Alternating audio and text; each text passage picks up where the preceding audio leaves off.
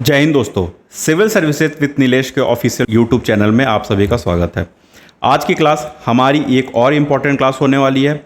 आज की क्लास में हम लोग बजट से रिलेटेड जितने भी यूपीएससी जो भी एग्ज़ाम कंडक्ट करवाते हैं, जैसे सीएससी हो गए, सीडीएस हो गए, सीएपीएफ हो गए, जितने भी एग्ज़ाम हैं इसमें बजट से रिलेटेड जो भी क्वेश्चन पूछे हुए हैं आज हम लोग उनको देखेंगे। साथ ही साथ अगर आपने अभी तक बजट से रिलेटेड डेटा वगैरह फैक्ट वगैरह नहीं देखे हो तो आप हमारी telegram channel civil services with Nilesh पे चले जाना।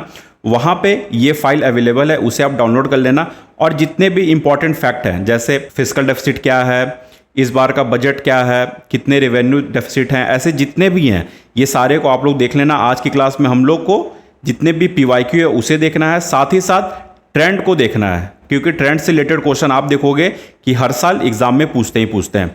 तो चलिए बजट के पीवाईक्यू से स्टार्ट करते हैं। ये जितने भी ये देखो, जैसे ये सब जो फैक्ट है ये सब आप एक बार अपने साइड से ज़रूर देख लेना। तो आज की क्लास में हम लोग को क्या देखना है, तो आज की क्लास में हम लोग को बजट से रिलेटेड जो भी पीवाईक्यू है उसे देखना है। तो चलिए शुरुआत करते हैं क्वेश्चन से।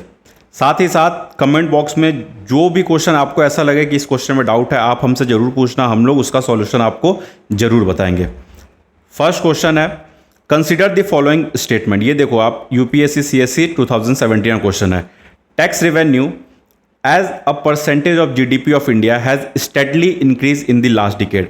Second statement, fiscal deficit as a percentage of GDP of India has steadily increase in the last decade. देखो जहाँ पे ये आपको थोड़ा सा वेग टर्म मिले, स्टेडली इंक्रीज मतलब ये कंटिन्यू पिछले 10 ईयर से इंक्रीज हो रहा है। तो ऐसे जितने भी स्टेटमेंट है वो मैक्सिमम वो ऑलमोस्ट 99% वैसे स्टेटमेंट गलत ही होते हैं। तो यहाँ पे इसका आंसर क्या हो जाएगा, D, neither one not two. आप इसका एक्सप्लेनेशन देख लो और साथ ही साथ इस बार का ट्रेंड भी आप देख लो, यहीं पे है। देखो आप फ्लक्चुएटिंग ट्रेंड है, घट रहा फिर देखो यहाँ से बढ़ना शुरू हुआ, ठीक है। ट्रेंड्स इन टैक्स रिसिप्ट, वहीं यहाँ भी देख लो फिस्कल डेफिसिट ट्रेंड देख लो आप, बढ़ रहा, यहाँ पे कोरोना के पीरियड में बढ़ा था, फिर देखो आप कम होना शुरू हो गया। तो ये स्टेडली इंक्रीज नहीं हो रहा है, ना ही स्टेडली डिक्रीज हो रहा है। तो स्टेटमेंट को आप ध्यान से देखना, ये जो स्टेडली इंक्रीज है ये सब थोड़ा वेग टर्म होता है, तो ऐसे स्टेटमेंट ज़्यादातर गलत ही होते हैं। ये पहला क्वेश्चन अपना कंप्लीट। दूसरा देख लो आप, ये इस साल का है, याद रखना।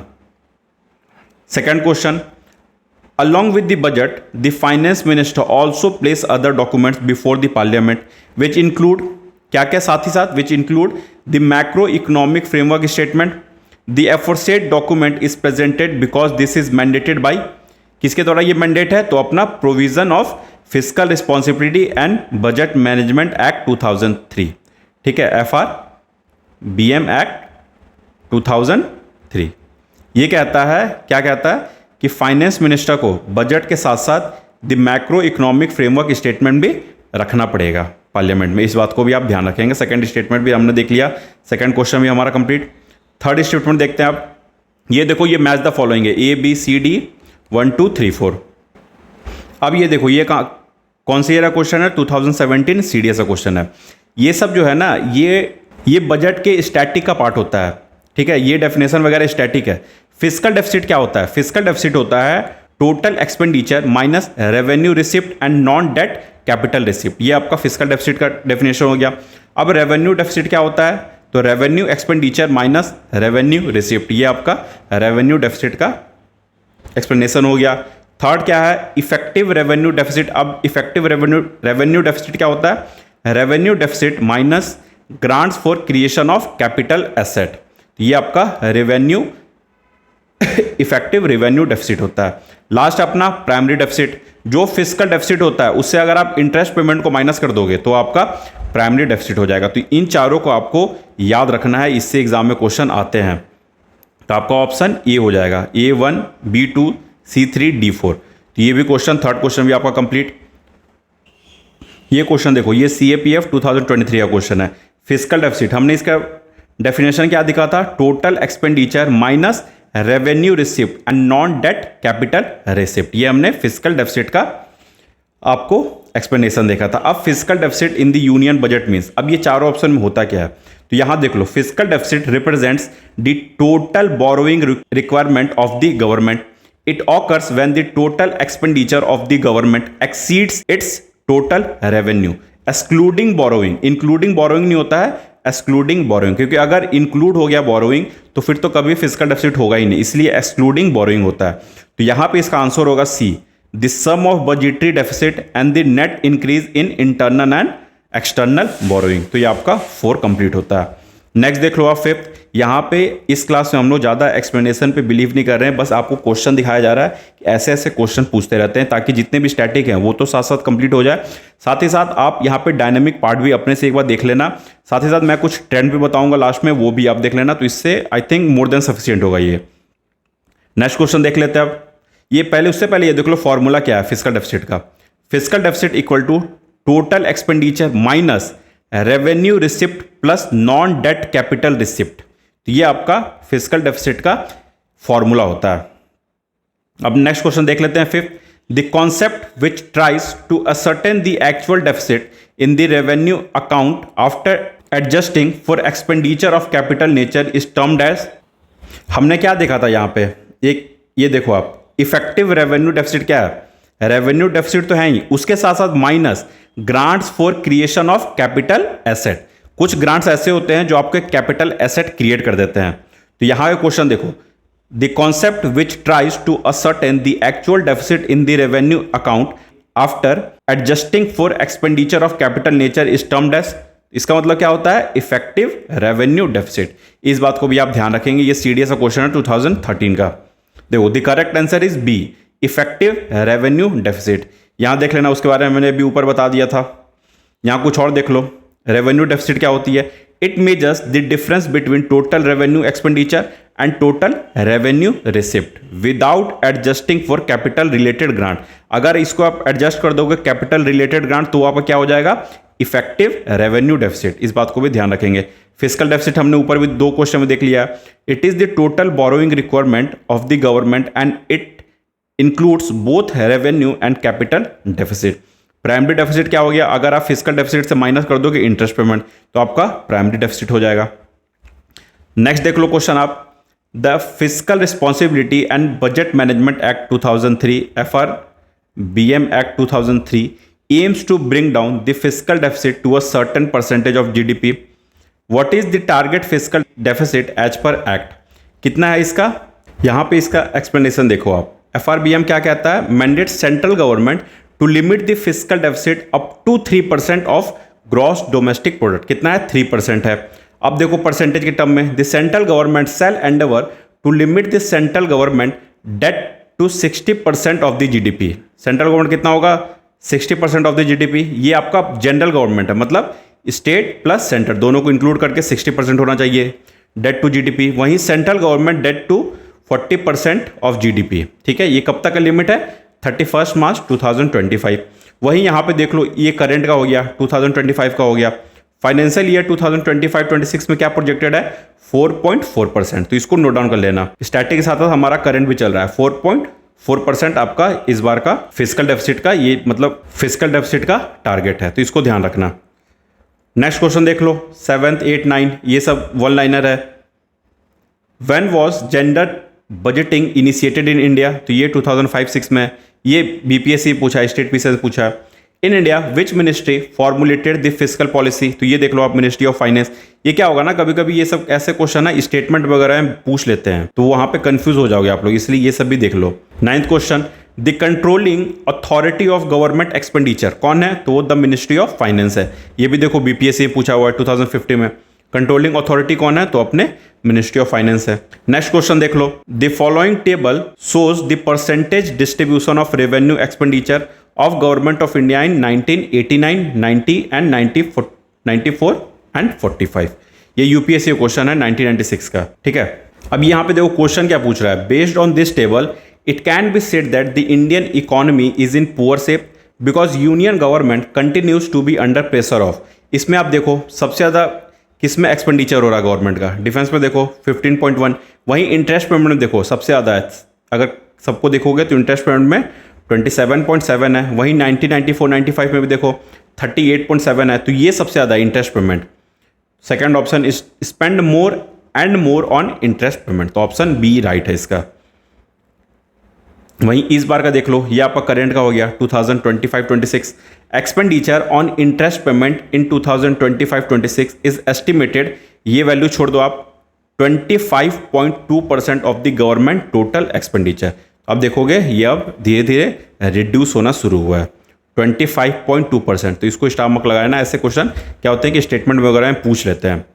Next question, if we deduct grants for creation of capital asset from revenue deficit we arrive at the concept of, ये देखो CAPF 2013 का क्वेश्चन है, ये हमारी बातें हो चुकी है, इफेक्टिव रेवेन्यू डेफिसिट, इसके बारे में हमारी बातें हो चुकी है, इसलिए इसमें ज़्यादा टाइम वेस्ट नहीं करना है। नेक्स्ट देख लो आप। अब लेकिन हाँ, ये एक चीज़ बस देख लेना कि ये इफेक्टिव रेवेन्यू डेफिसिट, ये कॉन्सेप्ट कब आया? It was introduce in the union budget 2011-12 में ये कॉन्सेप्ट आया था, to provide for a better management of the revenue account deficit. Formula आपको पता ही है, इफेक्टिव रेवेन्यू डेफिसिट का फॉर्मूला क्या है? Revenue deficit minus grant for creation of capital asset, ये आपका फॉर्मूला है। Next question, which one of the following expenditures is subjected from fiscal deficit to arrive at primary deficit? ये देखो 2023 का question है, ये लेटेस्ट क्वेश्चन है। तो ये अगर आपको प्राइमरी डेफिसिट जाना है तो फिस्कल डेफिसिट से आप क्या माइनस करोगे? तो आप इंटरेस्ट पेमेंट माइनस कर दोगे। Primary deficit is derived from fiscal deficit by subtracting interest payment. तो इससे आप कहाँ पहुँच जाओगे? प्राइमरी डेफिसिट पे, इसको ध्यान रखना। देखो फॉर्मूला देख लो, formula for primary deficit, primary deficit equal to fiscal deficit minus interest payment, तो ये हो गई बात। थर्ड देख लो, who among the following first mooted the idea of deficit financing? ये देखो CDS 2022 का क्वेश्चन है, तो इसका आंसर क्या होगा? John mannered Keynes. इसको ध्यान रखना, ये फैक्ट है, ये पूरी तरीके से फैक्ट है, इसमें आप कुछ नहीं कर सकते हो, ये फैक्ट है। आइडिया ऑफ डेफिसिट कौन दिया था? तो अपने थे जॉन माइनर्ड कीन्स। वहीं इन तीनों के बारे में कुछ देख लो आप, ये क्या होगा कि नेक्स्ट टाइम में ऐसे क्वेश्चन ही पूछ सकते हैं। एडम स्मिथ कौन थे? Known as the father of economics, ठीक है। He promoted laissez faire that is free market economics and opposed government intervention. He did not support deficit financing. Next देख लो आप, Alfred Marshall, a key figure in neoclassical economics. He focused on demand and supply's theory rather than deficit financing। तो ये दोनों को भी आप देख सकते हो। थर्ड भी देख लो आप, Milton Friedman, a leader of monetarism, he oppose deficit financing and argued for minimal government intervention in the economy. तो इन चारों को भी आपको ध्यान रखना है।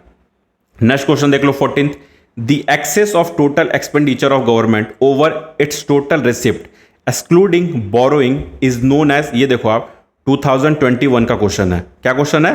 The excess of total expenditure of government over its total receipt excluding borrowing.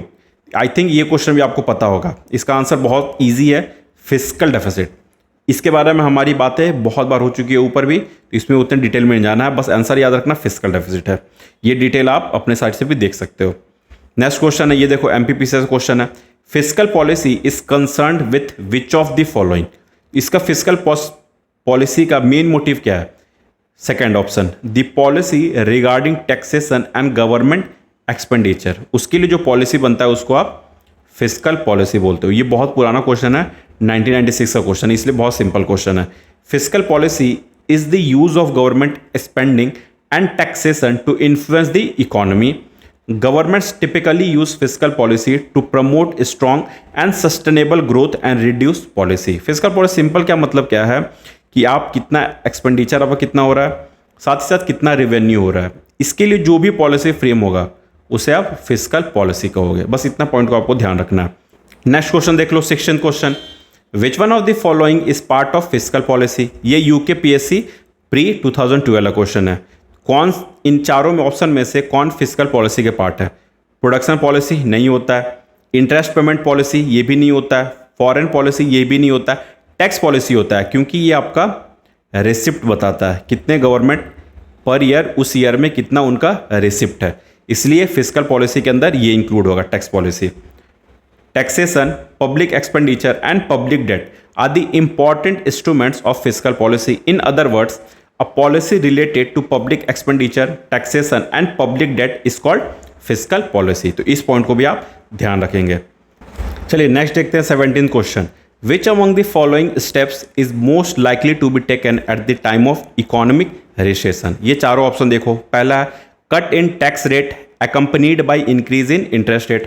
Second, increase in expenditure on public project. Third, increase in tax rate accompanied by reduction of interest rate. Fourth, reduction of expenditure on public project. तो ये जो है ना, ये तो देखो बिल्कुल गलत होगा, reduction of expenditure on public project, क्योंकि ये जो है ये आपका कंट्रैक्शनरी मॉनेटरी पॉलिसी है। मतलब ये क्या है, ये आपका इकॉनमी को और ज़्यादा स्लो डाउन कर देगा, ये भी इकॉनमी को स्लो डाउन कर देगा। इंक्रीज इन इंटरेस्ट रेट, ये भी आपका इकॉनमी को स्लो डाउन कर देगा, क्योंकि जो मनी है वो अब महंगा हो जाएगा, लोन महंगा हो जाएगा। वहीं ये देखो, ये सबसे सुटेबल ऑप्शन है, increase in expenditure on public project. इससे क्या होगा, आपका मनी मल्टीप्लायर भी बढ़ेगा, साथ ही साथ लोगों के पास पैसा भी आएगा, सोर्स ऑफ इनकम भी आएगा, तो धीरे धीरे इकॉनमिक रिसेशन डाउन हो जाएगा। इस क्वेश्चन को भी ध्यान रखेंगे, इसका एक्सप्लेनेशन यहाँ है, एक बार आप अपने से देख लेना इसे। नेक्स्ट क्वेश्चन चलते हैं अब 18th question. The revenue estimates of the budget is India are prepared by. अब रेवेन्यू एस्टिमेट्स को बजट के कौन प्रिपेयर करते हैं, तो अपने मिनिस्ट्री ऑफ फाइनेंस है। इसमें ऐसा कुछ नहीं है, बहुत इजी क्वेश्चन था, जेपीएससी में पूछा हुआ था। Next question, which one of the following is responsible for the preparation and presentation of union budget to the parliament. तो ये भी कुछ ऐसा बहुत ईजी क्वेश्चन है, डिपार्टमेंट ऑफ इकोनॉमिक अफेयर, यही है, कंफ्यूज नहीं होना किसी और से, ये सारे गलत हैं। डिपार्टमेंट ऑफ इकोनॉमिक अफेयर आपके बजट को प्रिपेयर करते हैं। Next question 20, economic survey of India is published officially every year. कौन पब्लिश करता है, तो मिनिस्ट्री ऑफ फाइनेंस, कोई दिक्कत नहीं है, दोनों साथ ही होते हैं। Next question 21, budget is an instrument of. Budget क्या है, fiscal policy of the government. जो भी मैंने बताया था आपको, एक साइड आपका रेवेन्यू होगा, एक साइड आपका एक्सपेंडिचर होगा, उसके लिए जो भी पॉलिसी बनेगा उसे आप फिस्कल पॉलिसी कहोगे। नेक्स्ट क्वेश्चन है 22 question, which of the following is or are included in the capital budget of the government of India. Capital budget होता क्या है, जो कि आपका एसेट को इंक्रीज करता है, जो कोई चेंजेस लाता है, जो आपके एसेट को इंक्रीज करता है या आपके लाइबिलिटीज को रिड्यूस करता है। लाइबिलिटीज को रिड्यूस करेगा, एसेट को इंक्रीज करेगा। वहीं रेवेन्यू बजट क्या हो गया, जो नीदर आपका एसेट भी क्रिएट नहीं करेगा, नॉर आपका लाइबिलिटीज भी क्रिएट नहीं करेगा, लाइबिलिटीज भी रिड्यूस नहीं करेगा। सपोज कैपिटल बजट आप ऐसे ले लो कि गवर्नमेंट जो है ये अपना किसी भी पीएसयू को सेल कर रहा है, पब्लिक सेक्टर अंडरटेकिंग को सेल कर रहा है, तो आप देखो एक साइड से कि गवर्नमेंट का एसेट रिड्यूस हो रहा है, इसलिए कैपिटल बजट के अंदर आ जाएगा, कैपिटल बजट के अंदर आ जाएगा, ठीक है। वहीं आप देखो लोन के लिए गवर्नमेंट हर ईयर कुछ इंटरेस्ट पेमेंट करते हैं, अभी ऊपर आपने देखा था 24% के अप्रॉक्स इंटरेस्ट पेमेंट कर रहे हैं, तो वो जो इंटरेस्ट पेमेंट है वो आपका रेवेन्यू एक्सपेंडिचर के अंदर आता है, वो आपका कैपिटल के अंदर नहीं आता, वो क्योंकि वो किसी तरह का आपके लाइबिलिटीज़ को रिड्यूस नहीं कर रहा है। इस बात को भी आप ध्यान रखेंगे। तो अब यहाँ पे ऑप्शन देखते हैं कौन कौन है। Expenditure on acquisition of asset like roads, building, machinery etcetera. ये देखो ये आपका एसेट क्रिएट कर रहा है, तो ये आंसर सही है, ये ऑप्शन सही है। तो यहाँ देखो बी ऑप्शन गलत हो जाएगा, इसे आप एलिमिनेट कर लो, बी ऑप्शन गलत। सेकंड देख लो, loan received from foreign government, तो ये आपका क्या कर रहा है, लाइबिलिटीज़ क्रिएट कर रहा है, लाइबिलिटीज़ क्रिएट कर रहा है, तो ये सेकंड ऑप्शन भी सही है। 1 2 दोनों सही है, तो ये भी गलत, ये भी गलत, ये भी गलत, ऑटोमेटिकली 1 2 3 तीनों सही हो जाएगा। Loan and advances granted to the state and union territory, तो ये भी आपका लोन ग्रांट हो रहा है, तो ये भी आपका लाइबिलिटीज़ क्रिएट कर रहा है स्टेट गवर्नमेंट के ऊपर, तो ये तीनों ऑप्शन ही आपका सही है, तो इसको बस ध्यान रखना है। चलिए ये देख लो आप, कैपिटल रिसिप्ट किसे कह रहे हैं, capital receipt loan raised by the government, borrowing by the government through the sale of treasury bill, foreign loan from government and international bodies. तो ये मैंने बता दिया वैसे, लेकिन इसके बाद एक बार आप अपने से रीड कर लेना। नेक्स्ट क्वेश्चन है 23rd क्वेश्चन, ये यूपीएससी IES में पूछा होता, ठीक है, 2019 का क्वेश्चन है ये। विच one of the following is not a component of capital receipt. कौन सा कैपिटल रिसिप्ट का कंपोनेंट नहीं है। पहला देखो, market borrowing including special bond, तो जब मार्केट से बोरोइंग करेंगे गवर्नमेंट, तो उसके अगेंस्ट में वो किसी तरह का कुछ बॉन्ड इशू करेंगे, तो ये क्या हो गया, ये बॉन्ड जो है ये पब्लिक के लिए तो एसेट है, लेकिन गवर्नमेंट के लिए ये एक लाइबिलिटी है, तो ये एसेट लाइबिलिटी की बात कर रहा, ठीक है। आई होप ये पॉइंट भी आपका क्लियर होगा। तो ये सही है, ये गलत नहीं है। लेकिन यहाँ क्या क्वेश्चन पूछ रहा है, नॉट, तो ये सपोज ये गलत है क्योंकि यहाँ पे नॉट पूछ रहा है। सेकंड देख लो, external loan raised by the central government from abroad, ये भी आपका लाइबिलिटीज क्रिएट कर रहा है, इसलिए ये भी आंसर नहीं होगा क्योंकि यहाँ पर नॉट पूछ रहा है। क्वेश्चन को ध्यान से पढ़ना, नॉट पूछ रहा है या क्या पूछ रहा है। Third, receipt from taxes on property and capital transaction, तो ये क्या है, रिसिप्ट है, ये आपका रेवेन्यू रिसिप्ट के अंदर आता है। वहीं थर्ड देख लो आप, प्रोविडेंट फंड्स, प्रोविडेंट फंड्स क्या है, ये गवर्नमेंट के ऊपर एक लाइबिलिटीज़ है, उसे वो एक सर्टेन पीरियड के बाद उस पब्लिक को, जो भी पब्लिक इसमें इन्वेस्ट किए उसे इंटरेस्ट के साथ पेमेंट करना होगा। तो ये आई थिंक ये चारों ऑप्शन भी आपका क्लियर होगा। कैसे, ऑप्शन सी गलत है, ये हमने देख लिया। तो the correct answer is option C, receipt from taxes on property and capital transaction, क्योंकि ये किसी तरह कोई एसेट नहीं क्रिएट कर रहा, ना ही एसेट रिड्यूस कर रहा, ना ही लाइबिलिटीज क्रिएट कर रहा, ना ही रिड्यूस कर रहा। नेक्स्ट क्वेश्चन देख लेते हैं आप 24। विच of the following is a part of the capital receipt of the government of India. Same CAPF 2024 का क्वेश्चन है। कौन सा कैपिटल रिसिप्ट है गवर्नमेंट ऑफ इंडिया का? डिसइन्वेस्टमेंट रिसिप्ट, ठीक है, interest receipt, small saving, fourth net market borrowing. तो ये देखो डिसइन्वेस्टमेंट रिसिप्ट, ये क्या है, ये आपका एसेट को रिड्यूस कर रहा है। जब भी गवर्नमेंट आपके PSU वगैरह को सेल कर रहा है तो गवर्नमेंट का एसेट रिड्यूस हो रहा है, ठीक है। तो ये पहला ऑप्शन होगा, 1 2 ऑप्शन गया, एलिमिनेट करते चलो। इंटरेस्ट रिसिप्ट, इंटरेस्ट क्या है, इंटरेस्ट किसी भी तरह का कोई लाइबिलिटीज नहीं कम कर रहा, ना ही किसी की तरह का कोई एसेट क्रिएट कर रहा, तो ये भी आपका ये नहीं होगा, ये गलत है ऑप्शन। तो 2 देखो आप, यहाँ 2 है, यहाँ 2 है, ये दोनों गलत, B C दोनों गलत हो गया। थर्ड देख लो, small saving, fourth net market borrowing. Net market market बोरोइंग जो है ये आपका गवर्नमेंट के ऊपर लाइबिलिटीज क्रिएट कर रहा है, क्योंकि एक समय के बाद गवर्नमेंट को इसके लिए पेमेंट करना पड़ेगा। तो 1 3 4 तीनों सही है, स्मॉल सेविंग भी सही है, तो ऑप्शन आपका हो गया option D 1 3 4। I hope 24 number भी क्वेश्चन आपका क्लियर होगा। ये डिटेल एक बार आप अपने साइड से भी देख सकते हो, वैसे मैंने जितना बताया था वो मोर देन इनफ है। नेक्स्ट क्वेश्चन चलो आप 25। Which of the following come under non plan expenditure.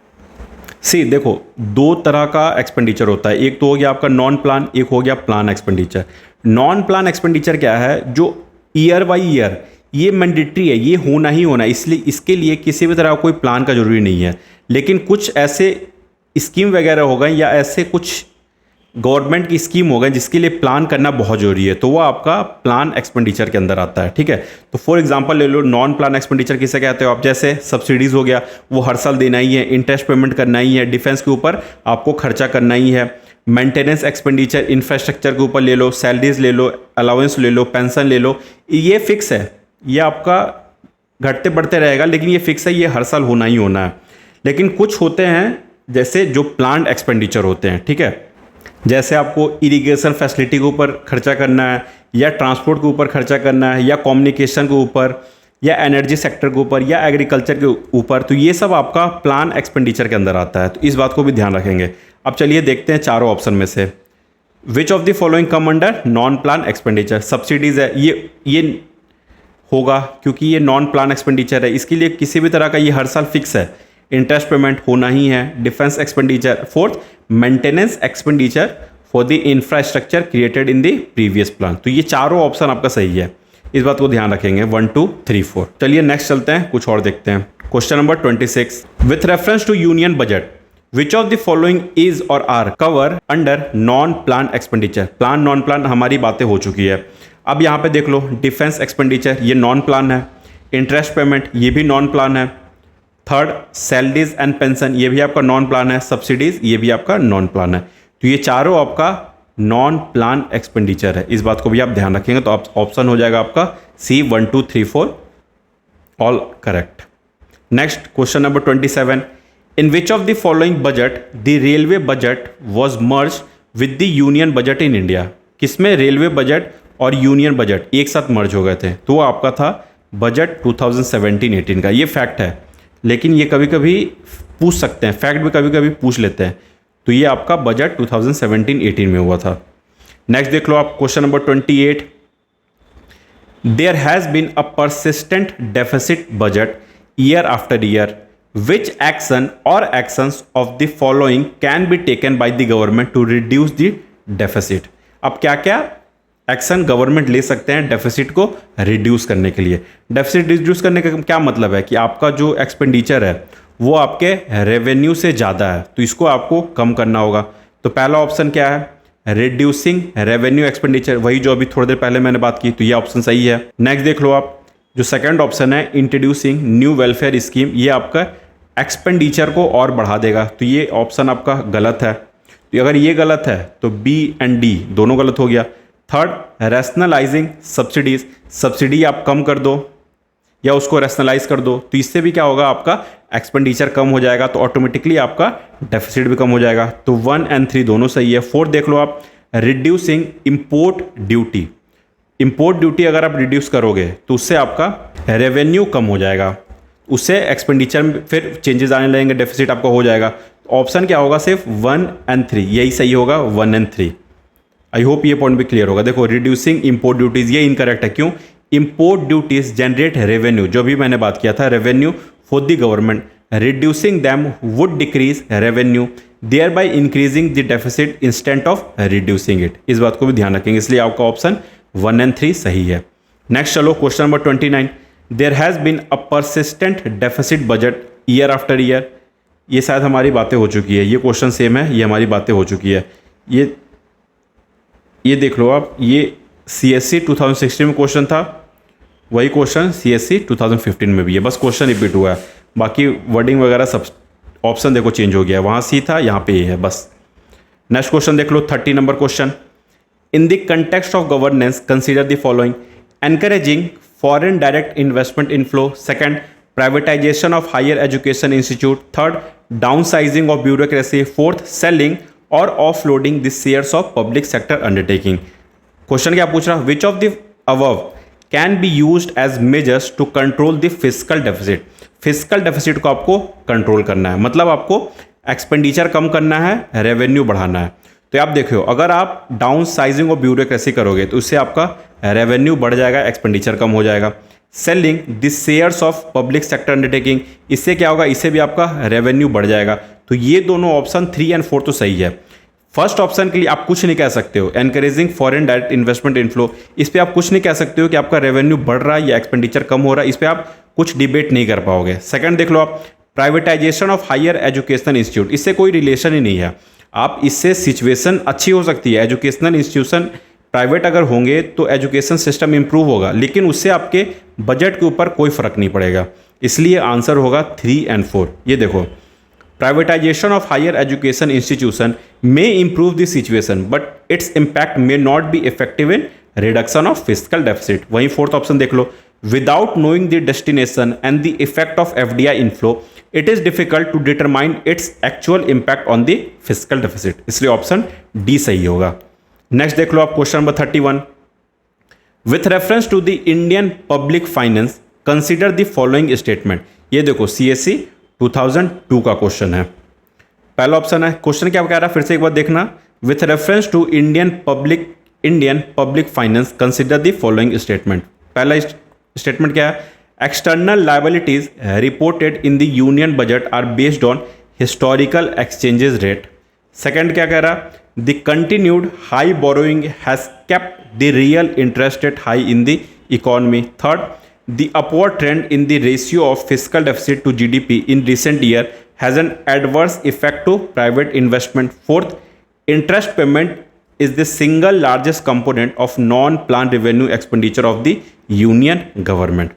तो ये चारों ऑप्शन है आपका। देखो ये जो ऑप्शन है ये तो बिल्कुल सही है इंडियन पब्लिक फाइनेंस के बारे में, कि जो इंटरेस्ट पेमेंट है ये अभी देखोगे आप 24-25% के अप्रोक्स है, तो ये सबसे ज़्यादा है, तो ये ऑप्शन तो बिल्कुल सही है। फोर्थ ऑप्शन आपका ये ऑप्शन गया। थर्ड ऑप्शन देख लो, the upward trend in the ratio of fiscal deficit to GDP, fiscal deficit to GDP आपका ज़्यादा है in recent year, has an adverse effect to private investment. कोई भी इन्वेस्टमेंट अगर प्राइवेट या फॉरेन इन्वेस्टमेंट आएंगे तो वो आपके ये चीज़ को देखते हैं, fiscal deficit to GDP ratio, उससे आपको इस चीज़ से, इस ट्रेंड से जो बाहर से आ रहे हैं या जो इंडिया के जो प्राइवेट ओनर है वो इस ट्रेंड को फॉलो करते हैं, ताकि देखते हैं कि यहाँ इंडिया का इकोनॉमी कितना ज़्यादा इफेक्टिव है, ये इस चीज़ को देखते हैं। तो ये भी 3 और 4 दोनों सही है, तो आपका ए भी गया, बी भी गया। ठीक है, अब देख लो आप इधर second option, the continued high borrowing has kept the real interest rate high in the economy. क्योंकि गवर्नमेंट जितना ज़्यादा बोरो करेगी, गवर्नमेंट को उतना ज़्यादा इंटरेस्ट पेमेंट करना होगा। अब वो इंटरेस्ट पेमेंट करने के लिए जो बैंक जो चार्जेस करेगी वो भी मे बी ज़्यादा कर सकती है, लेंड करेगी तो the continued high borrowing has kept the real interest rate high in the economy. तो ये 2, 3, 4 तीनों सही है।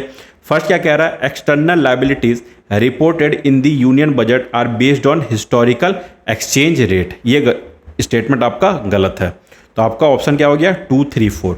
फर्स्ट ऑप्शन का आपका एक्सप्लेनेशन देख लो, external liabilities reported in the union budget are based on historical exchange rate. This is incorrect. External liabilities reported in the union budget are not based on historical exchange rate, these are based on current or floating exchange rate. हमारा जो exchange rate है वो fix नहीं है, वो historically fix नहीं है, वो अब हमारा current or floating exchange rate है। इस बात को भी ध्यान रखेंगे, इसलिए ऑप्शन 2, 3, 4 तीनों सही है, 1 ऑप्शन गलत है। आई होप ये पॉइंट भी क्लियर होगा, एक बार आप एक्सप्लेनेशन अपने साइड से भी देख सकते हो। नेक्स्ट देख लो आप 32 question number, consider the following budget deficit of the central government. Budget deficit के बारे में बात हो रही है। पहला है अपना primary deficit, second fiscal deficit, third revenues deficit. अब इसमें डिसेंडिंग ऑर्डर पूछ रहा है, मतलब घटते क्रम में पूछ रहा है, हायर से लोअर ऑर्डर में। तो ये क्वेश्चन वैसे कोई सेंस नहीं क्रिएट कर रहा, लेकिन यहाँ पे आप इस बार के लिए प्रीलिम्स के लिए फैक्ट देख लो। इन बजट 2025-26 फिस्कल डेफिसिट कितना है 4.4%, रेवेन्यू डेफिसिट कितना है 1.5%, प्राइमरी डेफिसिट कितना है 0.8% एंड इफेक्टिव डेफिसिट है 0.3%। तो इस ट्रेंड को आप इंपॉर्टेंट स्टार मार्क लगा के ध्यान रखना, ये ट्रेंड को, ये चारों के जो भी परसेंटेज है उसे आप ध्यान रखना। अब यहाँ पे देख लो क्वेश्चन नंबर 33।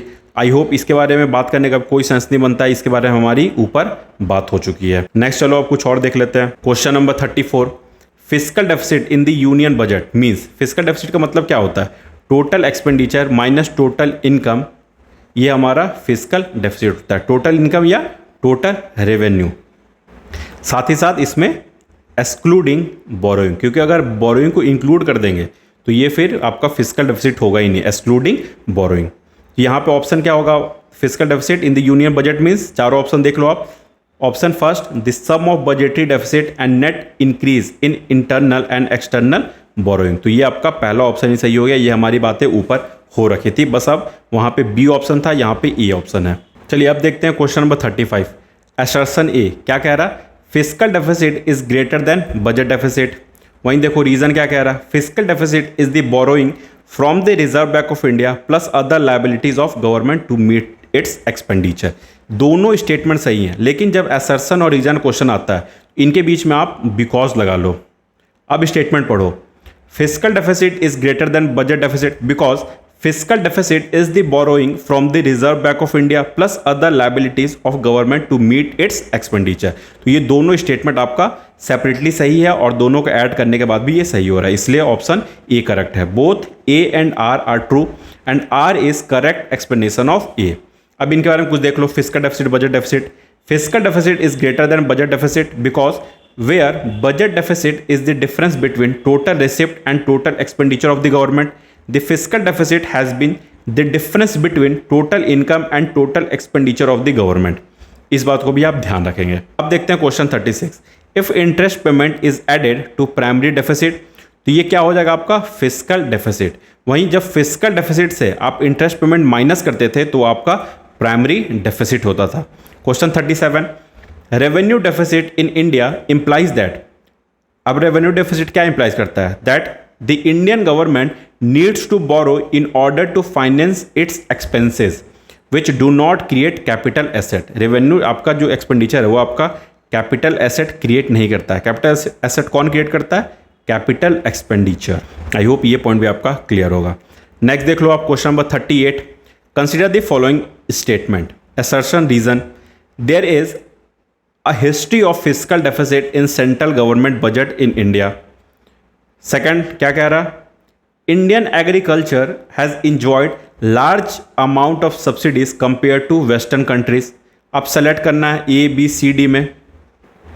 देखो ए ऑप्शन जो है असर्शन है, ये सही है। History of physical deficit in central government budget in India, ठीक है, ये सही है। लेकिन सेकंड ऑप्शन जो है ये गलत है। जो वेस्टर्न कंट्री है वहाँ पे सब्सिडीज ज़्यादा है as compare to Indian agriculture. There is a history of physical deficit in central government budget in India, hence assertion is correct, while reason is wrong because Indian subsidies to its agriculture sector are quite low as compared to western countries। इसलिए आपका option C सही है। A is true but R is false. Next देख लो आप question number 39, इसमें भी assertion reason का क्वेश्चन है। Deficit financing leads to inflation. Next, it increases money supply as compare to goods and services. देखो दोनों स्टेटमेंट सेपरेटली सही है। डेफिसिट फाइनेंसिंग मतलब क्या है, किसी तरह का कोई गुड्स सर्विसेज प्रोड्यूस नहीं हो रहा, बस सिर्फ डेफिसिट को आप फाइनेंस करने के लिए मार्केट में मनी सप्लाई कर दे रहे हो, तो वो क्या कर रहा है, वो आपके इन्फ्लेशन को बढ़ा देगा। इन्फ्लेशन कैसे बढ़ रहा, लोगों के पास पैसा आ रहा, लोग अब चीज़ों की डिमांड करेंगे, लेकिन उस डिमांड को फुलफिल करने के लिए जो गुड्स एंड सर्विसेज का सप्लाई होगा वो तो नहीं हो पाया है। तो अब क्या करेंगे, more money ceases less output. तो ये आपका ऑटोमेटिकली इन्फ्लेशन को बढ़ा देगा। तो ये पहला स्टेटमेंट सही है। वही सेकंड स्टेटमेंट देखो, it increases money supply as compare to goods and services, वही जो अभी हमारी बात हुई। अब इन दोनों के बीच में बिकॉज लगा लो, असर्शन रीजन के बीच में। Deficit financing leads to inflation because it increases money supply as compare to goods and services, इसलिए ऑप्शन ए इसका सही आंसर हो जाएगा। नेक्स्ट क्वेश्चन देख लो 40, what is the effect of deficit financing on economy. इस क्वेश्चन का answer आप लोग मुझे जरूर बताना। चलिए वैसे इसको एक बार अच्छे से देखते हैं। First, reduction in taxes. Second, increase in wages. Third, increase in money supply. Four, decrease in money supply. अगर आप डेफिसिट फाइनेंस करोगे तो वो ये ऑप्शन बिल्कुल गलत है, डिक्रीज इन मनी सप्लाई नहीं होगा। इंक्रीज इन वेजेस ये भी नहीं होगा, रिडक्शन इन टैक्सेस ये भी नहीं होगा। जो सबसे सूटेबल ऑप्शन है चारों में से वो आपका इंक्रीज इन मनी सप्लाई, ये इमीडिएट इफेक्ट आपको देखने को मिल जाएगा। मनी सप्लाई इमीडिएट आपके मार्केट में सर्कुलेट हो जाएगा। तो 40 का आपका ऑप्शन सी सही है। नेक्स्ट देख लो आप, कुछ और बातें देख लेते हैं। Which one of the following is likely to be most inflationary in its effect. Question 41 क्या कह रहा है, इन चारों स्टेटमेंट में से कौन सबसे ज़्यादा इन्फ्लेशनरी इफेक्ट क्रिएट करेगा। ये आपका देखो CSE 2013 एंड 2021 दोनों में क्वेश्चन पूछा। अब देखो पहला ऑप्शन क्या है, रीपेमेंट ऑफ पब्लिक डेट। मतलब क्या कर रहा है, गवर्नमेंट अपनी लायबिलिटीज़ को रिड्यूस कर रहा है, तो ये इन्फ्लेशनरी मेजर नहीं होगा, पहला गलत। Second, borrowing from the public to finance a budget deficit. Third option क्या कह रहा, borrowing from the banks to finance a budget deficit. ये दोनों देखो, ये दोनों इन्फ्लेशनरी मेजर नहीं है, ठीक है। लेकिन जो सबसे सूटेबल जो इन्फ्लेशनरी मेजर है, ठीक है, ये अगर ये दोनों है भी तो ये दोनों बहुत लिमिटेड हैं, ये कुछ चेंजेस नहीं करेंगे। लेकिन ये जो 4 ऑप्शन है, creation of new money to finance a budget deficit, क्योंकि देखो सेकंड और थर्ड ऑप्शन को देखो, इसमें किसी भी तरह का कोई न्यू मनी क्रिएट नहीं हो रहा, कोई न्यू मनी क्रिएट नहीं हो रहा, बस मार्केट में वो मनी सर्कुलेट हो रहा है one hand to another hand, बस बी और सी ऑप्शन में। लेकिन आप डी में देखो, क्रिएशन ऑफ न्यू मनी, मतलब न्यू मनी अब प्रिंट हो रहा है आपके बजट डेफिसिट को फाइनेंस करने के लिए। तो ये आपका सबसे सुटेबल होगा option D, creation of new money to finance a budget deficit. Question 41। Next देख लेते हैं question 42। In India deficit financing is used for raising resources for. ज़्यादातर गवर्नमेंट जो डेफिसिट, मतलब ज़्यादातर गवर्नमेंट जो मनी को बोरो करती है वो किस लिए करती है। देखो ऑप्शन पढ़ो, सुटेबल, सबसे सुटेबल ऑप्शन देखना, economic development, redemption of public debt, adjusting the balance of payment, for reducing the foreign debt. तो जो सबसे सुटेबल ऑप्शन है वो ऑप्शन ए है, इकोनॉमिक डेवलपमेंट के लिए गवर्नमेंट ज़्यादातर बोरो करती है। इस बात को भी आप नोट डाउन कर लेना। क्वेश्चन 43 स्टेटमेंट क्या कह रहा है, A a big source of deficit in the government's budget is the financial subsidy. Second क्या कह रहा, the level of financial subsidy is much higher in Indian agriculture than in developed country. ये हमने देख लिया है ये आपका स्टेटमेंट गलत है, ये सही है, ये ऊपर भी हमारी बातें हो चुकी है। Question 44, the Indian parliament exercises control on the audit of the budget through its, कैसे कंट्रोल करते हैं? तो सबसे देखो, ये इसका फैक्ट है option B, public account committee जो है वो इंडियन पार्लियामेंट के अंदर आता है, उसी के अंदर एक कमेटी है जो ऑडिट करता है बजट को, तो इसको ध्यान रखना है, public account committee. The Indian parliament exercises control on the audit of the budget through it's public account committee. The public account committee scrutinise appropriation and finance account of the government and reports of the comptroller and auditor general। अब देख लो, इसमें 22 member होते हैं, 15 आपके लोकसभा से आते हैं, 7 आपके राज्यसभा से आते हैं, इस बात को भी आप ध्यान रखेंगे। चेयरमैन कौन होता है? तो आपके स्पीकर होते हैं। नेक्स्ट देख लेते हैं question number 45, consider the following statement, first second third statement. पहला स्टेटमेंट क्या कह रहा? The physical responsibility and budget management FRBM act 2003 review committee report has recommended a debt to GDP ratio of 60%। किसके लिए था ये? सेंटर और state government दोनों को इंक्लूड करके, for the general combined government by 2023, comprising 40% of the central government and 20% of the state government. ये statement सही है, ये हमारी ऊपर भी बात हो चुकी है। सेकेंड स्टेटमेंट देख लो, the central government has domestic liabilities of 21% as compare to 49% of GDP of the state government. ये स्टेटमेंट ही देखने में वेग लग रहा, सेंट्रल गवर्नमेंट के इतना कम, स्टेट गवर्नमेंट के इतना ज़्यादा कैसे हो सकता है? तो ये स्टेटमेंट वेग है। थर्ड देख लो, as per the constitution of India it is mandatory for a state to take the central government's consent for raising any loan if the former owes and any outstanding liabilities to the latter. ये statement सही है, तो first और 3 दोनों सही है, option C. ये देख लो, इसके लिए आर्टिकल कौन सा है? थर्ड ऑप्शन के लिए article 293 clause 3 of the Constitution of India, a state may not, without the consent of the government of India, raise any loan if there is still outstanding any part of a loan which has been made to the state by the government of India or by its predecessor government, or in respect of which a guarantee has been given by the government of India or by its predecessor government। इसलिए third statement भी सही है, इस बात को भी ध्यान रखेंगे। 45 क्वेश्चन भी अपना कंप्लीट। नेक्स्ट देख लो 46 question, which one of the following was not stipulated in the fiscal FRBM act 2003। कौन सा इसमें इंक्लूड नहीं है? तो पहला ऑप्शन देख लो, elimination of revenue deficit by the end of fiscal year 2007-8। B option, non borrowing by the central government from Reserve bank of India except under certain circumstances. Third, elimination of primary deficit by the end of fiscal year 2008-9. D, fixing government guarantees in any fiscal year as a percentage of GDP। तो ये first, second और fourth ये तीनों include है, third इसमें include नहीं था, not stipulated, तो ये आपका आंसर सही हो जाएगा। The elimination of primary deficit by the end of fiscal year 2008-9 was not stipulated in the FRBM Act 2003.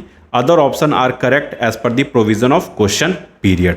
Next question number 47, इसको देख लेते हैं अब। ये CSC 2019 का क्वेश्चन है। With reference to India's decision to levy an equalisation tax of 6% on online advertisement services offered by non resident entities, which of the following statement is or are correct? First, second, दो अपने पास statement है, पहला देख लेते हैं। It is introduce as part of the Income Tax Act. Second, non-resident entities that offer advertisement services in India can claim a tax credit in their home country under the Double Taxation Avoidance Agreement. ये दोनों जो statement है, ये दोनों statement ही आपका गलत है।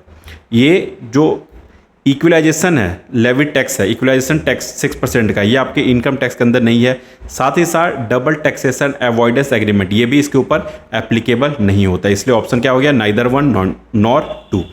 Equalisation tax is a levy imposed on certain specified digital services provide by a non resident to a resident in India, which was introduced by chapter 8 of the finance act 2006। ये income tax act के अंदर नहीं आता है। It does not form a part of income tax act 1961। इस बात को भी आप ध्यान रखेंगे। सिंपली इक्वलाइजेशन टैक्स को समझो। आप गूगल देखते होगे, आप कभी भी गूगल वगैरह चलाते होगे, आप देखते होगे कि आप उसके बीच में कोई ना कोई एडवर्टीजमेंट वगैरह आता है, तो वो एडवर्टीजमेंट के लिए कंपनीज गूगल को पे कर रही है, लेकिन वो देख कौन रहा है? तो एज अ इंडियन सिटीजन हम लोग देख रहे हैं, लेकिन वो टैक्स पे नहीं कर रही है। उसके लिए जो गूगल है वो टैक्स पे नहीं कर रही है, तो उसी के ऊपर ये इक्वलाइजेशन टैक्स लगाया गया है। सेकंड ऑप्शन देख लो, since equalisation tax is outside the scope of double taxation avoidance agreement, the non-resident entities that offer online advertisement services in India cannot claim a tax credit in their home countries under this agreement। तो ये option भी आपका गलत हो गया, तो दोनों option आपका गलत हो गया। नेक्स्ट देख लो, क्वेश्चन नंबर 48 CSE 2015 का क्वेश्चन है, a decrease in tax to GDP ratio of a country indicates which of the following. Decrease in tax to GDP ratio मतलब जो आपका जीडीपी है उसके कंपेयर में जो टैक्स है वो अब डिक्रीज हो गया, मतलब टैक्स का अब कम हो गया। जीडीपी आपका ज़्यादा है लेकिन टैक्स उसके मुताबिक नहीं मिल रहा आपको। फर्स्ट ऑप्शन है slowing economic growth rate, second less equitable distribution of national income. तो देखो ये तो ऑप्शन सही होगा, स्लोइंग इकोनॉमिक ग्रोथ रेट, लेकिन ये बहुत वेग स्टेटमेंट है, ये स्टेटमेंट सही नहीं होगा। तो आपका सिर्फ फर्स्ट स्टेटमेंट सही होगा, स्लोइंग इकोनॉमिक ग्रोथ रेट। ये देखो आप देखो ये तो ठीक है, ये चीज़ तो आपको पता होगा ही कि स्लोइंग इकोनॉमिक ग्रोथ रेट, क्योंकि गवर्नमेंट के पास जब पैसा ही नहीं आएगा तो वो कैसे किसी भी स्कीम को, किसी भी कहीं भी कोई भी प्रोजेक्ट को कैसे इन्वेस्ट करेगा, तो ये तो ठीक है। सेकंड स्टेटमेंट क्यों गलत है वो देख लो आप, if the distribution of national income is not equitable it may mean a perennial low tax GDP ratio but it could not mean a decrease in tax GDP ratio over the year. A decrease in tax GDP ratio is a short-term phenomena and it can be affected by a number of reasons including tax avoidance, tax evasion, less efficient method of tax collection as well as by structural reason। इसलिए statement 2 incorrect है, इस बात को भी आप ध्यान रखेंगे। Next देख लो question number 49, a redistribution of income in a country can be best brought about through। देखो चारों स्टेटमेंट आप देखोगे ना, तो जो सबसे सूटेबल स्टेटमेंट है वो आपका ऑप्शन ई है, progressive taxation combined with progressive expenditure. यही आपका क्वेश्चन कह रहा है, a redistribution of income in a country can be best brought about through, किसके हेल्प से? Progressive taxation combined with progressive expenditure. बस इतना आपको ध्यान रखना है इसमें। नेक्स्ट अब देख लेते हैं क्वेश्चन नंबर 50, अब थोड़ा जल्दी जल्दी करते हैं। Which one of the following statement regarding the levying collecting and distribution of income tax is correct. कौन सा इनमें से चारों ऑप्शन में से करेक्ट है? सबसे पहला स्टेटमेंट देखते हैं, the union levies collect and distributes the proceeds of income tax between itself and the state. ये स्टेटमेंट तो सही है, कोई डाउट नहीं है, फिर भी तीनों स्टेटमेंट पढ़ लेते हैं। The union levies collect and keep all it's proceeds of income tax itself, ये बहुत वेग है, गलत है। The union levies and collects the tax but all the proceeds are distributed among the state, ये भी गलत है, सेंटर भी अपने पास रखता है। D option, only the surcharge levied on income tax is shared between the union and the state, ये भी गलत है। सिर्फ फर्स्ट ऑप्शन आपका सही है, दोनों के बीच में बढ़ता है, सेंटर और स्टेट दोनों के बीच में टैक्सेस डिस्ट्रीब्यूट होते हैं। Next question, which of the following statements are true for the income tax in India. चारों ऑप्शन में से चारों जो स्टेटमेंट है इनमें कौन सा इनकम टैक्स इन इंडिया के कंटेक्स्ट में सही है? First option, it is a progressive tax, ठीक है। Second, it is a direct tax. Third, it is collected by the state government. Fourth, it is a proportional tax. देखो state government वाला तो गलत है, थर्ड ऑप्शन। अब इसे eliminate करो, देखो आप सी एलिमिनेट हो गया, डी एलिमिनेट हो गया, ठीक है। अब देख लो आप first option, it is a progressive tax, ये सही है। जैसे जैसे आपका इनकम बढ़ेगा वैसे वैसे आपकी टैक्स की परसेंटेज भी बढ़ेगी। It is a direct tax, बिल्कुल ये डायरेक्ट टैक्स है, गवर्नमेंट इसे लेता है डायरेक्ट टैक्स, ठीक है। फर्स्ट और सेकंड तो सही हो गया, फर्स्ट और सेकंड सही हो गया। It is a proportional tax, ये प्रोपोर्शनल टैक्स नहीं होता है, मतलब ऐसा नहीं है कि अगर आप 100 रुपये कमा रहे हो तो आपको उसका 30 रुपीज़ देना ही देना, ऐसा कोई मैंडेटरी नहीं है। ये एक प्रोग्रेसिव टैक्स है, जैसे जैसे आपका इनकम बढ़ेगा वैसे वैसे आपकी टैक्स की परसेंटेज भी बढ़ेगी, टैक्स स्लैब भी आपका बढ़ते रहेगा। इसलिए option B only 1 and 2 are correct. अब देख लेते हैं क्वेश्चन 52, कॉरपोरेशन टैक्स क्या है? It is levied and appropriated by the state, ये स्टेटमेंट गलत है, ये स्टेट नहीं, ये सेंटर लेता है। Is levied by the union and collected and appropriated by the state, ये भी गलत है। Levied by the union and shared by the union and the state, ये स्टेटमेंट सही है। Is levied by the union and belongs to its exclusively, ये भी गलत है। तो ऑप्शन सी आपका सही हो गया। नेक्स्ट चलते हैं question number 53। The minimum alternative tax MAT was introduce in the budget of the government of India for the year, किस ईयर में वो था? तो 1996 97 में। तो बस इतना आपको ईयर ध्यान रखना है, ये फैक्ट है। ये वैसे ऐसा क्वेश्चन पूछेगा नहीं, बस इतना ध्यान रख लेना क्योंकि वो उस समय का क्वेश्चन, देखो 1997 का क्वेश्चन है। देखते हैं अब question number 54। Which one of the following is not a feature of value added tax? VAT सबसे पहले देख लो आप, ये एक इनडायरेक्ट टैक्स है, साथ ही साथ ये स्टेट गवर्नमेंट लेता है। अब ये हट चुका है, अब ये सारे इंक्लूड होके एक सिंगल प्लेटफॉर्म बन गए हैं, जीएसटी। फर्स्ट है, it is a multi point destination based system of taxation. ये स्टेटमेंट सही है, मतलब नॉट पूछ रहा है, लेकिन तो ये गलत है क्योंकि ये नॉट पूछ रहा है। Second, it is a tax levied on value addition at each stage of transaction in the production distribution chain, इसलिए ये भी स्टेटमेंट गलत है क्योंकि यहाँ पे नॉट पूछ रहा है, इसको ध्यान रखना है। Third option, it is a tax on the final consumption of good और services and must ultimately be borne by the consumer, ये भी स्टेटमेंट आपका गलत है क्योंकि यहाँ पे नॉट पूछ रहा है। फोर्थ ऑप्शन देख लो, it is basically a subject of central government, यहीं ये स्टेटमेंट गलत हो गया, मतलब ये आंसर है आपका। आई होप ये पॉइंट भी आपका क्लियर होगा 54 भी। 55 देख लो, consider the following, fringe benefit tax, interest tax, third security transaction tax. अब पूछ रहा है कि which of the following is or are direct tax, इसमें से डायरेक्ट टैक्स कौन कौन सा है? तो ये जो तीनों है ये आपका डायरेक्ट टैक्स है, 1 2 3 तीनों आपका डायरेक्ट टैक्स है, इसको बस ऐसे ही याद रख लेना, fringe benefit tax, interest tax and security transaction tax, ये तीनों आपका डायरेक्ट टैक्स है। इसके बारे में डिटेल है वो आप अपने से एक बार देख लेना। Question number 56, the sales tax you pay while purchasing a toothpaste, कौन सा टैक्स पे करते हो आप? Tax imposed and collected by the state government, जो सेल टैक्स आप पे करते हो वो स्टेट गवर्नमेंट को जाता है। आई होप ये पॉइंट भी आपका क्लियर होगा। सेल टैक्स कौन लेता है? आपका स्टेट गवर्नमेंट। ये कैसा टैक्स है? ये आपका इनडायरेक्ट टैक्स है। आई होप ये पॉइंट आपका क्लियर होगा। नेक्स्ट देख लेते हैं क्वेश्चन नंबर 57। ये क्या कह रहा? ये देखो 2023 का क्वेश्चन है, ठीक है। तो इसमें बस ये क्वेश्चन आप देख लो, बस यहाँ पे देख लो आप, ये 50th फाइनेंस कमीशन था उसके बारे में, ये पॉपुलेशन क्राइटेरिया और वेटेज, कितना वेटेज दिया है स्टेट टू स्टेट, जो डिस्ट्रीब्यूशन होगा जो भी वेल्थ का उस कितना होगा। पॉपुलेशन के बेसिस पे वेटेज कितना है? 50%। एरिया के बेसिस पे 15%। देखो पॉपुलेशन एरिया दोनों के लिए आपका 15% है, फॉरेस्ट के लिए 10% है, इनकम के लिए 45% है, टैक्स के लिए 2.5 है एंड डेमोग्राफिक परफॉर्मेंस के लिए 12.5 है। तो इन 6 को आपको ध्यान रखना है। रिपीट एक बार देख लो आप, population area 15, forest 10, income 45, tax 2.5, demography 12.5, तो इसको ध्यान रख लेना आप।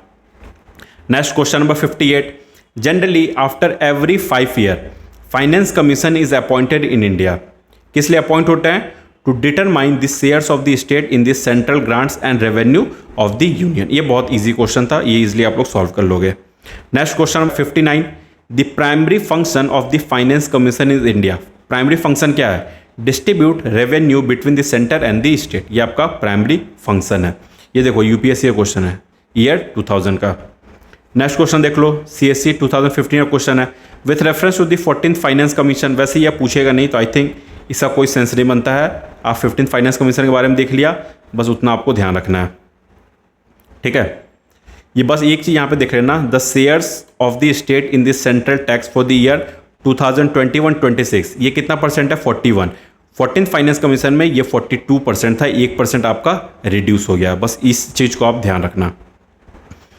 61th question number, which of the following is or are among the noticeable feature of the recommendation of the 13th finance commission. I think इसका भी कोई सेंस नहीं बन रहा है, इसको भी आप इग्नोर कर दो। नेक्स्ट ये देख लो आप question 62, consider the following actions bye the government. First क्या है? Cutting the tax rate, second increasing the government spending, third abolishing the subsidies. Question क्या पूछ रहा है? इन the context of economic recession which of the following action can be considered a part of physical stimulus package, मतलब कैसे आप physical जो growth है उसको अच्छा कर सकते हो, फिजिकल पॉलिसी को आप इम्प्रूव कर सकते हो। तो देखो, कटिंग द टैक्स रेट, ठीक है, अगर आप टैक्स रेट रिड्यूस कर रहे हो तो पब्लिक के पास क्या है, पैसा रहेगी, तो वो ज़्यादा खर्चा करेंगे, ज़्यादा इन्वेस्ट करेंगे, तो उससे क्या होगा, जो इकोनॉमिक रिसेशन है उससे वो बाहर आ पाएंगे। ये पहला सही है ये। Second, increasing the government spending, government जितना ज़्यादा कोई भी प्रोजेक्ट पे स्पेंड करेंगे, पब्लिक के पास उतना ज़्यादा पैसा आएगा, तो वो उससे भी आपका इकोनॉमिक रिसेशन से वो बाहर आ जाएंगे। थर्ड क्या है, एबॉलिशिंग दिस सब्सिडीज़, ये आपका गलत है, ये किसी भी तरह का ये फिजिकल स्टिमुलस में हेल्प नहीं करता है। तो आंसर क्या हो गया आपका 1 और 2, ये देख लो आप। Cutting tax rate, yes physical stimulus. Increasing government spending, yes physical stimulus. वहीं एबॉलिशिंग सब्सिडीज, ये नो है, नॉट अ फिजिकल स्टिमुलस। इस चीज़ को आप ध्यान रखना।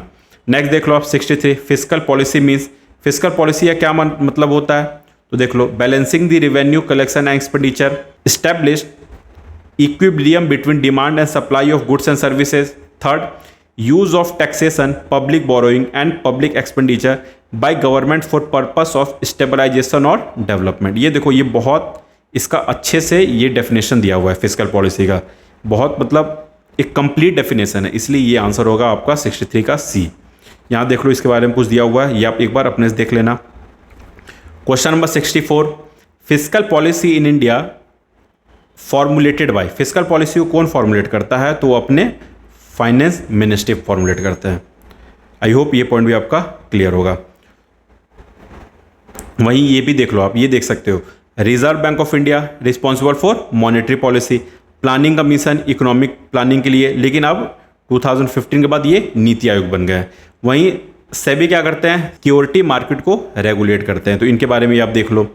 65 क्वेश्चन पे चलते हैं। CAPF 2020 का क्वेश्चन है, which one of the following has the largest contribution to the gross tax revenue of government of India in 2019-20? ये बहुत पुराना क्वेश्चन है, इसको आप इग्नोर कर दो, बस देखो किसको, तो ये रिसेंट डेटा को, जो आपका बजट 2025-26 का है। अब देखो रुपीस कहाँ कहाँ से आ रहा है, इसको आप देख लो, ये सीक्वेंस याद कर लेना, सीक्वेंस में अरेंज करने के लिए क्वेश्चन पूछते हैं।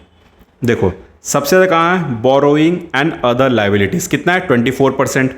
उसके बाद देख लो आप इनकम टैक्स कितना है 22%। उसके बाद देख लो आप GST एंड अदर टैक्सेस 18%।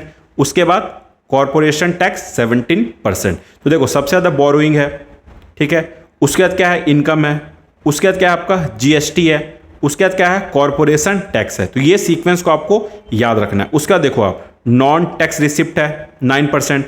उसके बाद आपका यूनियन एक्साइज ड्यूटी है, कितना है 5%। उसके बाद कस्टम है 4%। तो ये सीक्वेंस को याद कर लेना, एटलीस्ट टॉप 5 याद कर लेना। जैसे बोरोइंग पहला हो गया, इनकम सेकंड हो गया, GST थर्ड, फोर्थ आपका corporation tax and fifth non tax receipt. इसको एक बार आप देख लेना, ये आपके एग्जाम के लिए इंपॉर्टेंट है, ये अरेंज करने के लिए पूछ लेते हैं ऐसे क्वेश्चन। नेक्स्ट देख लो क्वेश्चन नंबर 66, ये भी देखो वही अरेंजिंग वाला है, तो इसको आप ये अगर देख लो कोई, इसको ध्यान रख लेना आप, ये सीक्वेंस को ध्यान रख लेना, तो इससे आपका क्वेश्चन 66 भी सॉल्व हो जाएगा ईजिली। देख लो यहाँ पे रूपी कम्स फ्रॉम, सेम वही जो ऊपर बात हुई है वही है। Next question number 67, as per the budget estimate of 2019-20, ये देखो 1920 का है लेकिन हम लोग करंट का देख लेंगे। The following are some of the important sources of tax receipt, तो ये भी इग्नोर कर दो, इससे भी हमारी बातें देख लो सेम वही, यहाँ भी वही बातें हो रही है। नेक्स्ट देख लो क्वेश्चन नंबर 68, ये देखो CAPF 2024 का क्वेश्चन है, arrange the following source of revenue of the central government in ascending order in terms of percentage contribution to the total revenue of the central government। Ascending order मतलब बढ़ते क्रम में। तो यहाँ देख लो, यहाँ पे आप सेम यहीं पे, ये भी डायग्राम यहीं पे हेल्प हो जाएगा। देख लो आप 4-5 क्वेश्चन इसे अभी तक देख रहे हो आप कि सिर्फ एक डायग्राम से ऑलमोस्ट 4-5 क्वेश्चन सॉल्व हो रहे हैं, इसलिए इससे आप स्टार मार्क लगा के एक बार सीक्वेंस को जो मैंने बताया है उसे ध्यान रख लेना आप। ये देख लो आप, हाँ देख लो रुपीज़ कम फ्रॉम, ये यहाँ पे अरेंजमेंट है लिखा हुआ है, इसे भी देख लेना आप। Next question number 69, which one of the following has the largest contribution to the gross tax revenue of government of India in 2019-20? ये CAPF 2020 का क्वेश्चन है, तो इसका आप करंट में, ये जो करंट का डाटा है उससे आप इसको एक बार देख लेना। 69 क्वेश्चन हो गया, 70 एक बार आप खुद से देख लेना। इसका देख लेते हैं question number 71, which of the following are included in the category of direct tax in India. ये देखो 2013 का क्वेश्चन है, बहुत पुराना क्वेश्चन है। कौन कौन सा इनमें से आपका डायरेक्ट टैक्स के अंदर आता है? पहला है corporation tax, second tax on income, third wealth tax, fourth देखो 4 and 5 custom duty and excise duty. ये दोनों आपका इनडायरेक्ट टैक्स है। ये जो तीनों है, first second third, corporation tax, tax on income and wealth tax, ये दोनों तीनों आपका डायरेक्ट टैक्स है, डायरेक्ट टैक्स। लेकिन custom duty and excise duty ये दोनों आपका इनडायरेक्ट टैक्स है, इनडायरेक्ट टैक्स है, कस्टम ड्यूटी और excise duty. Correct answer is a 1, 2, 3। Direct tax is a tax that is directly paid by individual, जिसे आप खुद ही पेमेंट करते हो, और entities to the government and can not be shifted to the others. Suppose custom duty excise duty कैसे indirect हो गया? Ship से कोई सामान आ रहा, सपोज ये इंडिया है, इंडिया में शिप से कोई सामान आ रहा, तो यहाँ पे जो कस्टम ऑफिसर हैं वो एक टैक्स लगाएंगे, कस्टम ड्यूटी यहाँ पे लग जाएगी। तो ये सामान जब इंडिया के टेरिटरी में आएगा, सपोज दिल्ली में आया, तो ये सामान का जो प्राइस पहले 100 होगा, अब यहाँ पे आके ये सपोज यहाँ पे 100 रुपीज़ और ऐड हो गया, तो ये 100 रुपीज़ का बर्डन किस पे आ गया? इंडिविजुअल्स पे आ गया। तो लेकिन इनडायरेक्ट हुआ ये, इसलिए इसे इनडायरेक्ट टैक्स कहते हो 4 और 5 को। नेक्स्ट अब कुछ और बातें कर लेते हैं। 72 question number, which one among the following is not a source of tax revenue for the central government in India? 2014 का क्वेश्चन है। इनकम टैक्स सोर्स है, सर्विस टैक्स सोर्स है, कस्टम ड्यूटी सोर्स है, लेकिन मोटर व्हीकल टैक्स जो है ये आपका सेंट्रल गवर्नमेंट का सोर्स नहीं है, ठीक है, क्योंकि ये स्टेट लेवल टैक्स होता है। आई होप ये पॉइंट भी आपका क्लियर होगा। क्वेश्चन नंबर 73 देख लेते हैं। Which one of the following is the largest component of revenue expenditure in the union budget? तो ये 2020, 22, 23 का क्वेश्चन है, तो इसे आप इग्नोर कर दो।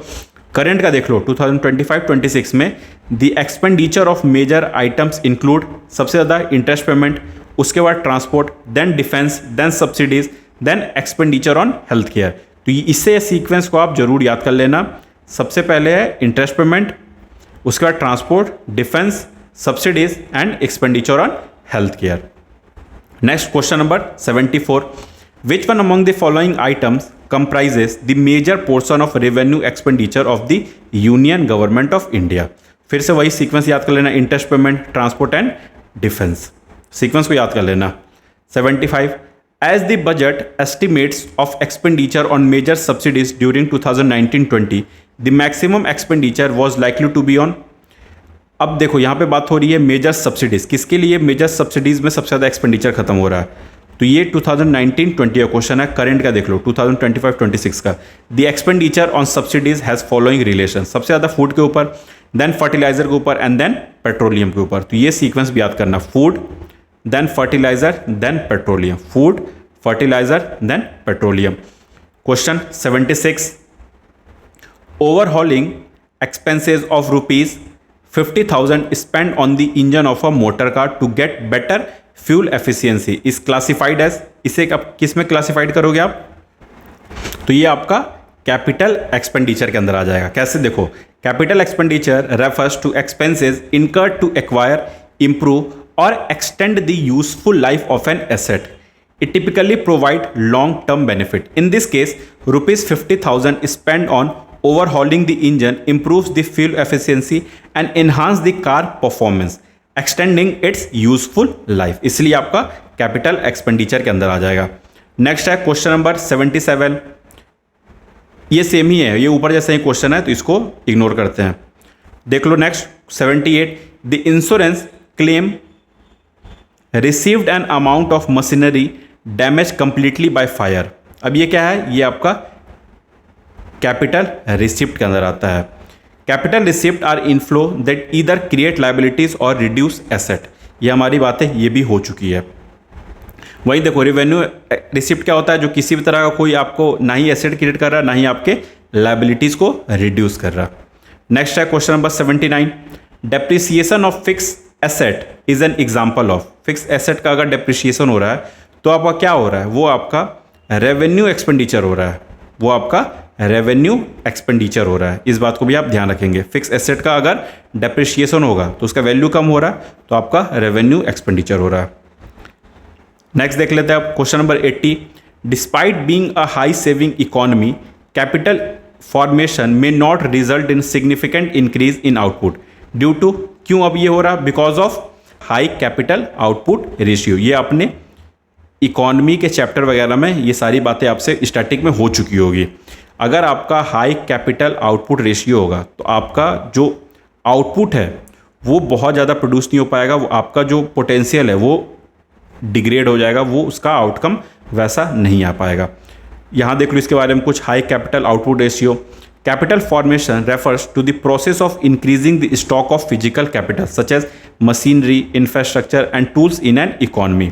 Despite a high saving rate, an economy may not experience a significant increase in output if the capital output ratio is high. The capital output ratio measures how much capital is required to produce one unit of output.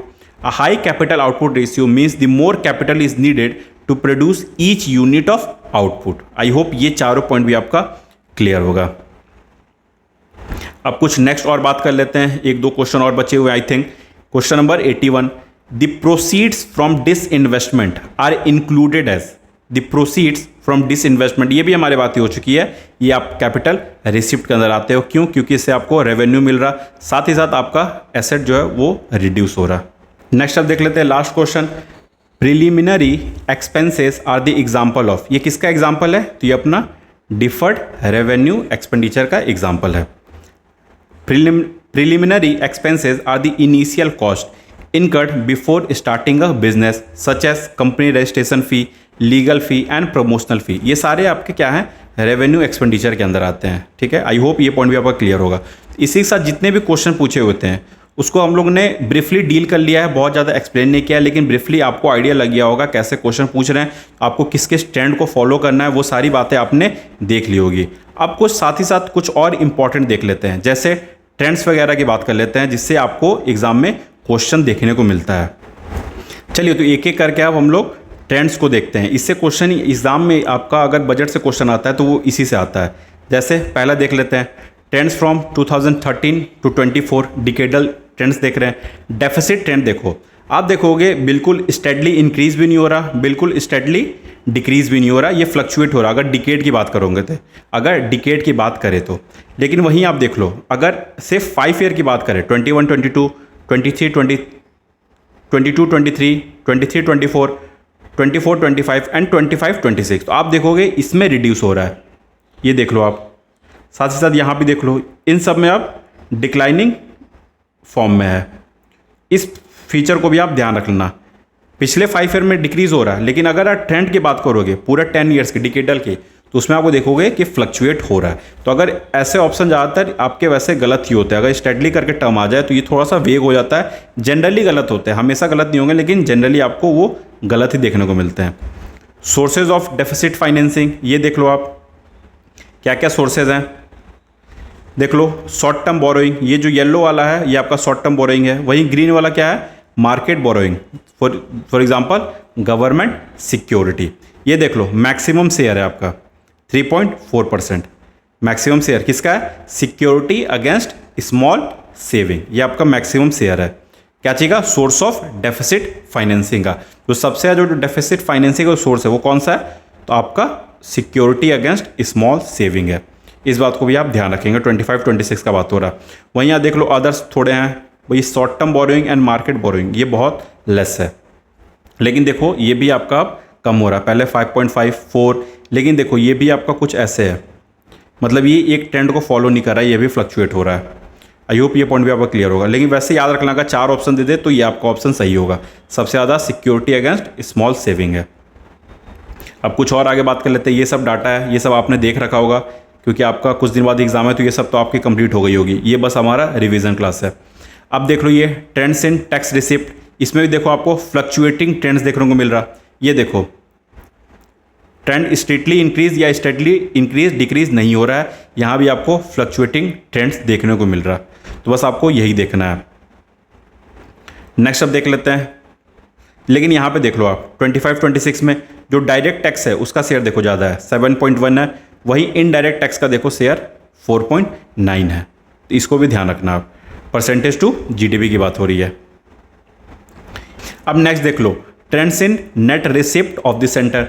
ये देखो, ये भी बिल्कुल steadily increase या decrease नहीं हो रहा है। यहाँ पे देखो, यहाँ से इंक्रीज हुआ, इंक्रीज, लेकिन यहाँ पे कोरोना की वजह से डिक्रीज हो गया। अब फिर यहाँ से बढ़ना शुरू हो गया, मतलब पिछले 5 ईयर में ये इंक्रीजिंग ट्रेंड को दिखा रहा है। ये भी हमारी बात हो गई। किसकी बात हुई है हमारी? Trends in net receipt of the centre. तो ज़्यादातर देखोगे आप, कोई भी स्टेडली इंक्रीज नहीं हो रहा है। ये सब सारी फैक्ट आपने अभी तक देख रखा होगा। नेक्स्ट देख लो आप, कंपोजिशन ऑफ एक्सपेंडिचर।